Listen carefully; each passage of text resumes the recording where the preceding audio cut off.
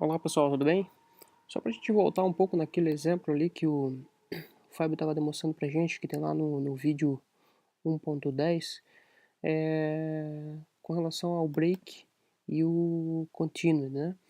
É, Conforme eu até comentei ali na nossa primeira mentoria, geralmente em outras linguagens de programação, tanto break quanto continue, eles obedecem uma determinada hierarquia, né? E geralmente o break ele atua dentro do bloco, né? O que seria o bloco? Seria, por exemplo, o nosso Swift, né? Ele é como se fosse um bloco, né? De uma estrutura. Então o break geralmente ele atua dentro desse bloco, né? Enquanto o continue, geralmente ele está ligado a uma estrutura de repetição, né? Então automaticamente quando a gente chama o continue, ele acaba procurando onde é que está a estrutura de repetição. Então ele executa esse contínuo com base nessa estrutura. Se a gente for simplificar um pouco mais esse exemplo aqui, a gente poderia, por exemplo, tirar todo o bloco switch e utilizar um continuity. Aqui eu estou utilizando um bloco de notas diferente, ele não tem a sintaxe do Swift ainda, então ele acaba mostrando algumas cores e comandos diferentes aqui da linguagem. Eu estou setado aqui nessa ferramenta com Objective-C, né? Então, assim, por exemplo, né, o uso do continue.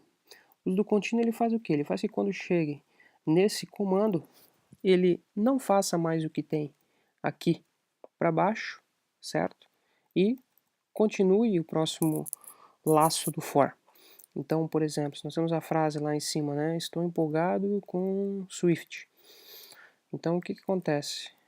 Aqui ele vai ler cada caractere daquele. Aqui eu até coloquei um print ln. Vocês podem até fazer o teste aí, para ele imprimir cada caractere que ele achar referente a essa frase, certo? E quando ele achar continue, o que vai acontecer? Ele vai imprimir cada letra dessa aqui. Quando chegar no continue, ele vai voltar para o for, ou seja, para a próxima letra. E esse print que está aqui embaixo, que a gente pode até trocar aqui, ele nunca vai acontecer, ok?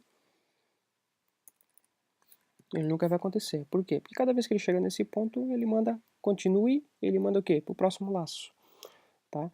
Não passando assim para esse comando que está aqui, tá? Então, por exemplo, se nós tivermos aqui, se eu não me engano, são 1, 2, 3, 4, 5, 6, 7, 8, 9, 10, 11, 12, 13, 14, 15, 16, 17, 18, 19, 20, 21, 22, 23 caracteres, ou seja, o nosso loop vai ter um laço de 23 voltas, ok? E ele vai imprimir as 23 letras que tem dentro do for, e esse passeio por aqui nunca vai acontecer, tá? Por quê? Porque cada vez que ele chega no contínuo, ele vai para o próximo laço do for. Se nós trocarmos por break, o que vai acontecer? Ele vai entrar no for, vai imprimir o primeiro caractere e quando ele achar o break, o que ele acontece? Ele manda parar o comando. Automaticamente esse for é encerrado, né? Ou seja, ele dá um break naquela estrutura. O break faz mais sentido, tanto o break quanto o contínuo, ele faz mais sentido quando ele está trabalhando dentro de um laço de repetição. Por quê? Porque ele acaba interrompendo ou ele acaba direcionando para que um próximo laço seja executado.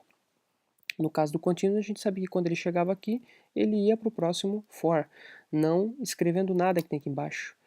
No caso do break, né, ele vai fazer a mesma coisa, porque o break faz com que ele pare a execução do for. Automaticamente ele também não vai escrever isso aqui. Só que a diferença entre deixar o contínuo daqui e deixar o break, se você deixar o contínuo, ele vai rodar os 23 caracteres da frase. A única coisa que ele não vai imprimir é a nossa linha inferior aqui. E a diferença do break é o quê? É que ele vai imprimir só o primeiro caractere e quando ele chegar aqui ele vai dar um break no comando. Ou seja, pare o for. Tá? Espero ter elucidado mais aí essa questão do break e do contínuo, né? E pode ter ajudado vocês nesse sentido aí. Obrigado, pessoal.